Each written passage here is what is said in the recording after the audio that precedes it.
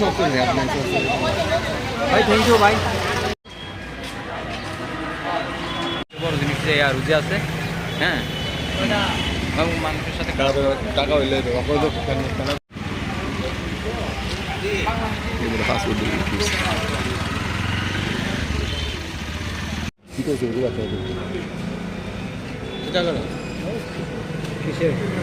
পাসপোর্টগুলো দেখান বাড়িয়ে দিন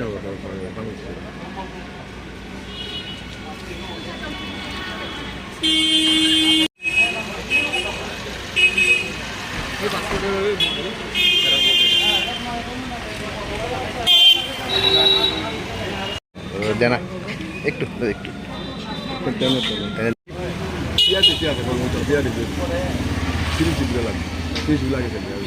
ইয়ে আছে, আমি যা শুনছি হ্যাঁ, এটারে আপনারা খুব সুন্দর করে বাইক সাজাবেন প্লিজ।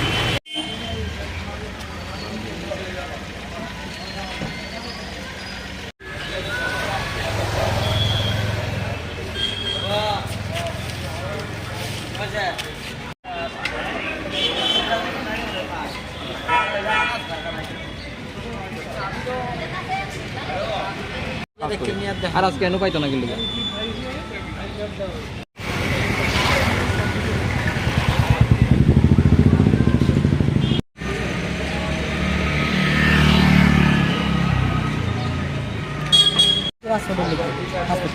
আচ্ছা ঘুরতে যাবো ওই কারণে পাসপোর্ট আমার পেমেন্ট কিছু নেই দরকার করে আমার আজকে 10টা 15 আমার এখানে পাঠাইছে, আমি পাসপোর্ট ঘুরে আইলাম, ভিতরে ঢুকলাম, সই করলাম।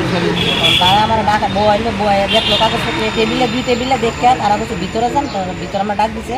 আমি গেছি, যাওয়ার পরে আমার বলতেছে দেখছে জিজ্ঞাসা আপনি কোন সময় আছেন বাংলাদেশ থেকে? না স্যার, আমি তো বাংলাদেশ থেকে, আমার বাবার বাড়ি এই দেশে, আমার বাড়ি এই দেশে, আমার বিয়া দিছে ক্যাম্পের বাজার রেডি রাখো, আর আমার বাবার বাড়ির প্রবেশ টিলা ডুবলি প্রবেশ টিলা টিভি সেন্টার। আপনি তো না আমি সিলিমসি করে আমি না স্যার, আমার সিলিমসি নাই। পেটি দেখছে, আমার বাবার 71 ডকুমেন্ট আছে, আমার বাবার আই কার্ড আছে, আধার কার্ড আছে। তারপরে দেখছে যে না এটা তো 2020 বের করছেন, আমি 2020 বের করছি, এই ডেটে তো থাকবো, আপনার সিলিমসি করে আনি বাস। আমার কে এটা কইছে? ওই ফুলানে দৌড়িছে মানে আপনার কাছে সব ধরনের ডকুমেন্ট আছে? ওই তো আমার লোক আমার যা আছে তা আছে। কি কি তারা ডকুমেন্ট তারা চাইছে ওনকা পেট সিলিম সিসে চালা। এটা কে রেখেছে? এটা কে রেখেছে স্যার, এটা তো আমি কইতে পারতাম না। তারা পাসপোর্ট ফটো তুলবো, তারা জানে, এটা তো আমিও কইতে পারতাম না।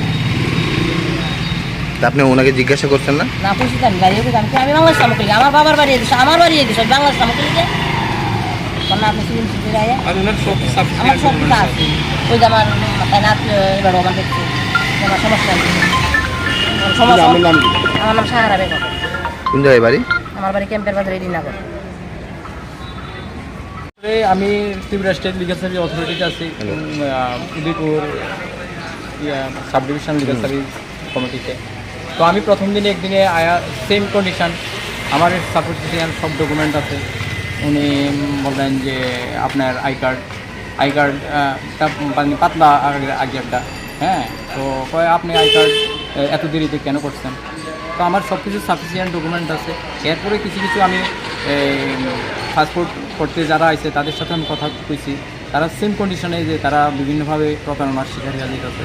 তো আমি চাই আমরা লিগাল সার্ভিস অথরিটির পক্ষ থেকেও আমি বলতেছি যে আসলে একটা পাসপোর্ট করতে যে ডকুমেন্টের প্রয়োজন সেই ডকুমেন্টগুলো তারা এখানে টাঙিয়ে দেওয়া উচিত, আর গ্রাহকরা ঠিক পরিষেবা নিতে যাতে কোনো হয়রানির শিকার না হয়।